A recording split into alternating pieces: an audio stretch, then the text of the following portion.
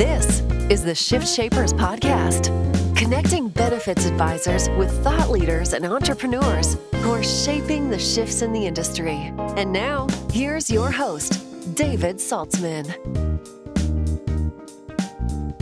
For a lot of us, when we think about a CEO, we think of a huge company with thousands and thousands of employees. But even if you're a sole practitioner, you're still the CEO of your business. And if you're running a small shop, you're still the CEO of your business. And if you're working for somebody else, you probably should be thinking like a CEO. And the problem is that there's so much noise and so many distractions for CEOs, whatever size your organization, however you fashion yourself, that it's very difficult for them, for all of you to focus. And pleased to welcome to the podcast today an old friend, Trey Taylor. Trey wrote a great book called A CEO Only Does Three Things. And Trey, by way of background, is managing director of Trinity Blue and Taylor Insurance. And this is a really, really great read and a really interesting book. And with that, welcome, Trey. David, so good to be with you. Thanks, and good to see you again. Thank you. My pleasure. Good to see you as well. So let's level set for the audience with a little bit about your background, because this book didn't just pop out of the air. No, unfortunately not. It was a little more difficult than that. Yeah. So I'm running my family brokerage firm, founded in 1968, third generation running that firm. And it was a circuitous route for me to get to the firm because my dad, who used to run it, said to me, don't ever do what I do Trey, stop. for a living. We're going to edit here. We're going to restart. Okay. Where's your camera? Point at it. It's here. That's what you need to look at. Oh, I'm looking at you. Yeah, don't look at me. Okay. Gotcha. Don't look at me. Okay. All right? Gotcha. Okay. So we'll start from tell me a little bit about your background. Okay. David. So I'm the CEO of Taylor Insurance. We're founded in 1968, a third generation brokerage firm. And I messed it up. Sorry, I got a lot of editing that you're going to have to do on that. Okay, hit me again. We don't edit, so just start again. It's just a conversation with the two of us. If I woke you up in the middle of the night and said, talk to me about this stuff, you could, after you figured out how I got in your house, you could talk for hours. I could, yeah. So just relax. It's just the two of us. So just ask me the lead-in question again. Sure. So to level set a little bit, tell us a little bit about your background. Yeah, David, I run the family business now. It's a third-generation brokerage firm. I've added consulting to what we do, so I consult with some other CEOs. But, the way that I got to this position is a little different than some people, I think, in the industry. My dad ran the company, and he told me coming up, don't ever do what I do for a living.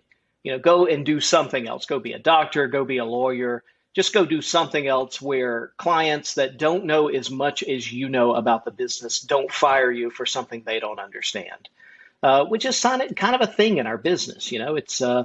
There's always a knowledge gap between us and our clients. And sometimes we benefit from that and sometimes we don't. So I followed his advice and I went to law school.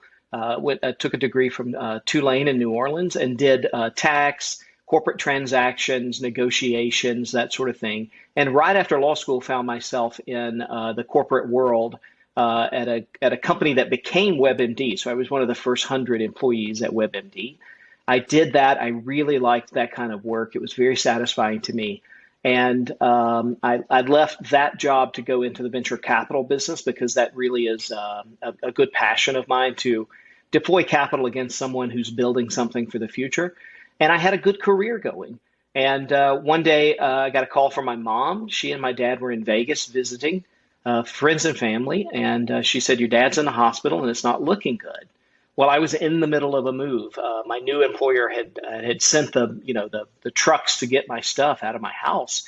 And I said, well, keep me informed. Let me know what's going on. And she said, you're not hearing me. You need to be in an airplane out here right now. You're not going to get to say goodbye to your dad. So obviously that was a bit of a change. And so I did that. And my brother and I brought my dad home a couple of weeks later, but not the way that we wanted to. So then I was at this crossroads, where do I go from here? Do I go into this career that I am getting really good at? I was very heavily recruited for the new position. Or do I go home and do the things, that I owe the family to do, knowing that I had always been advised out of that industry? And so it wasn't an easy decision. Maybe it should have been, but it took me a little while to figure out that, yeah, that was my job. That was my obligation. So I took over the firm at that point. That was 15 years ago now. And we have grown and expanded that firm. We've started some other companies, subsidiaries, doing some other type of insurance work, and then we're doing consulting as well. So all of that is to say it was a long and sort of twisty road for me to get there. And then, pandemic hits last year, and we could tell that things were going to be different. We're going to be stuck at home. And I've had the book in some form of production over the last, 3 years. And I said last year, if I'm going to be sat at home anyway, I'm going to get this thing done. So I really hammered out as much of it as I could, hired a publisher, took a publisher on with me, and hired an editor and that sort of thing. And we got the book published, and then it came out in middle of November of last year. Amazon bestseller pretty quickly. I'm really proud that for a couple of weeks it bumped traction and profit first off the top of the category that we competed with them in. That was a great pleasure of mine, and that was it. That's how we got the book out, and it's like giving birth, Well, yeah, writing a book is almost as much hard work as running a podcast, and they're both difficult endeavors because they both own you for a while. So the three That's things exactly it. that to zero in on the book, and then we'll talk about each one of them in turn. The three things that you say a CEO should do are culture, people, and numbers. And since That's right. I'm a firm believer that everything is downstream from culture, let's talk a little bit about culture. What is corporate culture and what isn't it? What's the biggest misconception about that? Yeah, culture is the ethical environment in which we live, work, and play. And it is our opportunity to say to the world, these are my values that I think should be true in the world. And I want to see these values appear in the world through my agency and in the lives of the people that I employ. And that's really what culture is. Said a slightly different way, culture is it's the sum of the things that you value enough to cultivate, to nurture in the world. It's a metaphysical environment that we're creating. And to your point, if we get culture right, then we source people right who do numbers right and that sort of thing. Everything sort of comes from the culture that you create. The biggest misconception that I find in my clients is some people think, well, we don't have a culture, or we have such an organic culture that it doesn't have to be worked on. And every single time I hear that, I know that there's problems in the culture because you can have a least common denominator culture where you don't tend to it, you don't nurture it, you don't remove the weeds, you don't really take care of it in any kind of way. And so in doing that, you make a very fertile environment for people to build their own microcultures, which never benefit the macro culture.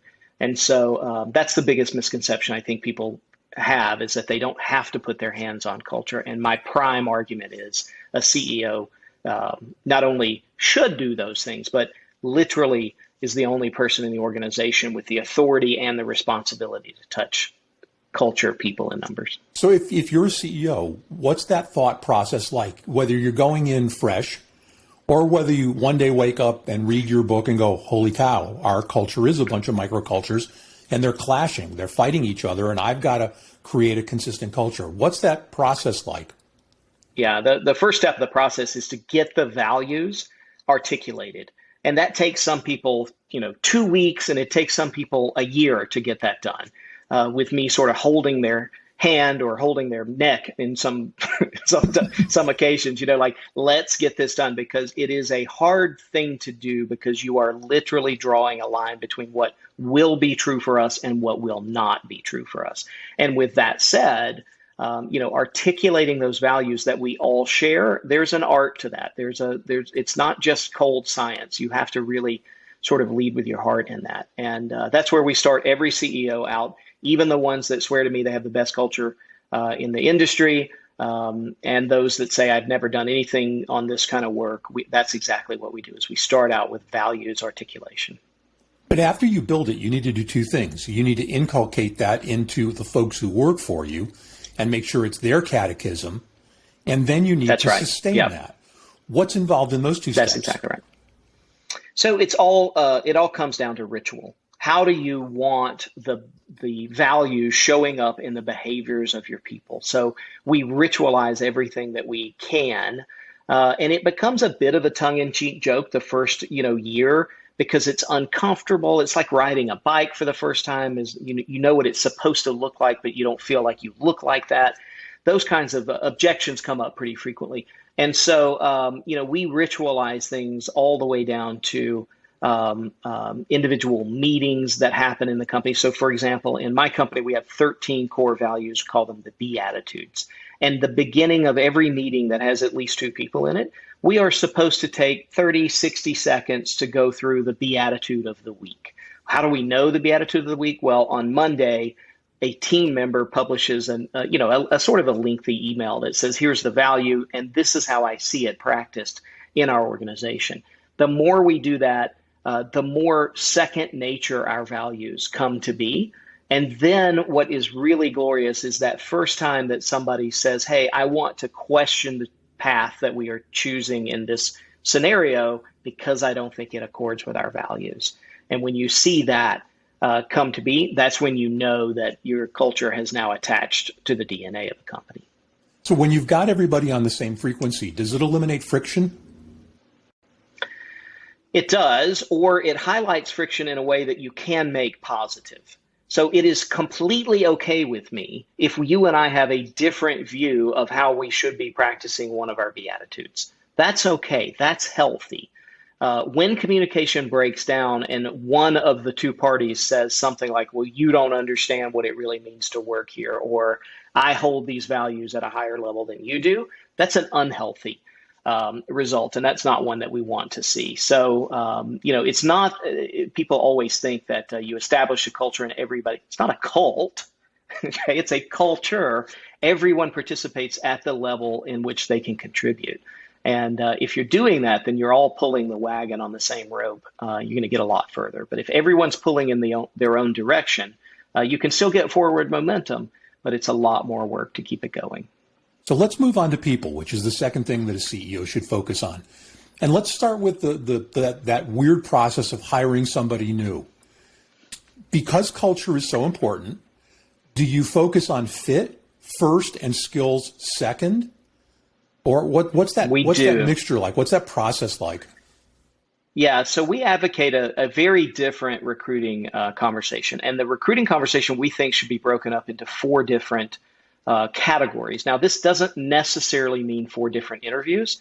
Maybe it means 8 different interviews, right? Maybe it means 2 different interviews. That I'm not so concerned about. What I am concerned about is that we are reaching full understanding on each one. And the very first thing that we interview on in our organization, and I have many clients doing this as well, David, lots of our friends that we hold mutually are in this process as well. And the first thing we do is we talk about culture, because at the end of the day, I'm not sure that we can teach culture as much as we can discover people with values similar enough to ours where the culture sort of teaches them organically. And so this is the interview that I do, is I do the culture interview, and I tell them 4 reasons they don't want to work at our firm. And these are 4 very closely held cultural beliefs and trends that people have experienced and quit and not worked for us anymore because they didn't like it. And I expose them to that kind of thing. And then typically, if I have my druthers here, typically I send them off for 12 to 48 hours and say, you come back tomorrow and tell me if this is something you want to be a part of. Now, notice, we have not discussed the position. They don't know what the capabilities required are. They don't know the compensation. They don't know anything but, is that an environment that I would like to work in? And if I send them off to do that, then and they come back, and 75% of them do. So I lose 1 out of 4 who say that's weird, or it feels strange to me, or it's a cult, or whatever opinions they may have on that. Then we move them into the capabilities section. Then we talk about, here's what the job is. This is what you would be doing on a daily basis. Here's the person who's doing the job today so that you can talk to them outside of my earshot. You can ask them questions. We like that sort of Chinese wall idea that you can ask somebody a question outside of the purview of the person interviewing for the job. I think that's healthy. And then we do some objective testing on whether that person is going to be a good fit for that job capability. Moving on from there, then we talk about compensation. So every job offer you've ever seen says commensurate with experience and that sort of thing, but we take that in a very different way. And so we budget for a position. Any business would do that. But we also let the candidate write their job offer in 5 different ways. So they can choose to allocate funds between salary, bonus, commission, time away from the office, all kinds of things like that, retirement, any of that sort of thing, health insurance and benefits if they need to allocate there as well. We let the candidate do that. And it's really amazing to me. There has not been a time yet that I've done that the candidate hasn't made the job better for themselves than I ever would have made it, and usually have saved me money in doing it. So I think this is a really revolutionary thing to do. Last, I know I'm going long, but last thing is the commitment interview. So after we've done all of that, we've selected this as the candidate, we want to sit down and rehearse again. These are the commitments that the organization is going to make to you, and these are the commitments you're going to make to the organization. Because if those 2 things align, we should be happy and successful together. Lots of times, and I get a little bit of flack from this from my friends, lots of times I invite them to bring somebody else to that interview. Spouse, fiance, girlfriend. I've had a millennial bring his mom into that interview before, which is okay with me, but again, I take flack for it. That sort of thing. But the whole point is, I'm not just making promises to one person, I'm making promises to a family. And I want that family to know that they're making promises to me as well. So that's how we do recruiting. And it's very different, but extraordinarily effective.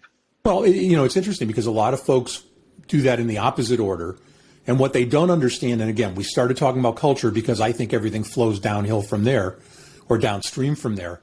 If you hire somebody who's incredibly skilled and who fits within your budget, but who doesn't share your values, you're dropping a cancer into the middle of your team, and you're going to regret it in a zillion different ways. So that makes a lot of sense to me. Let's move on. We've got a few minutes left. Let's move on to the last thing that a CEO should concern themselves, which is numbers.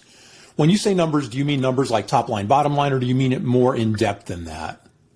It's a little more in depth than that. Of course, numbers are top line, bottom line, free cash flow, number of appointments kept, any of the hard metrics that we can say, are these driving the ultimate financial success of the business? Absolutely.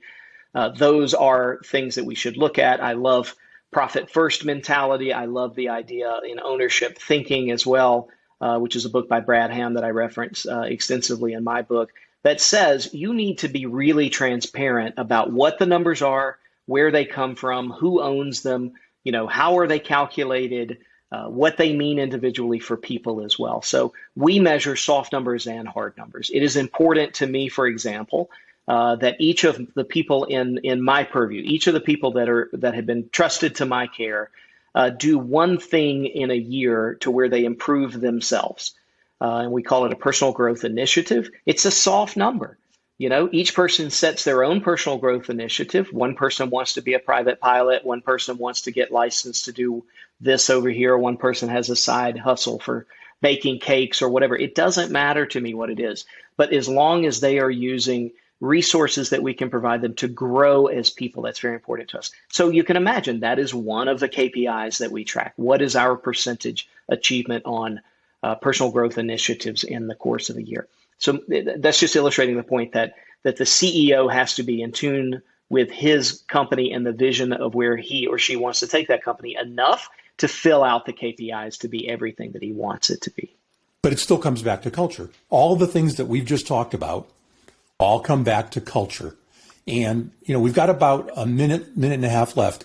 If you were talking to one of your consulting clients and you were talking about culture, what do you see most often that's the big stumbling block? Not the little tiny pebble in the shoe that grinds it down, but the big boulder that they've never gotten around. The biggest problem that we have long term is the unwillingness of a CEO to delegate anything. And so they end up keeping things too much. That is the headwaters of the culture that you're talking about.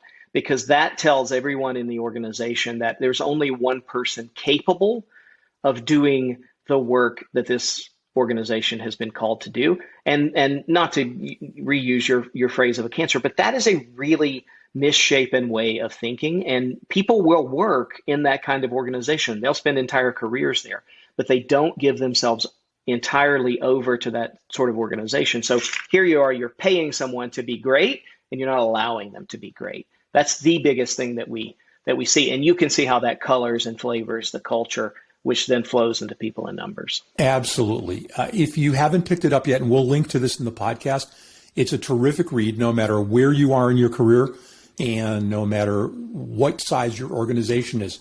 Trey Taylor, Managing Director at Trinity Blue and Taylor Insurance, and an old friend. Trey, thank you for spending time with our audience.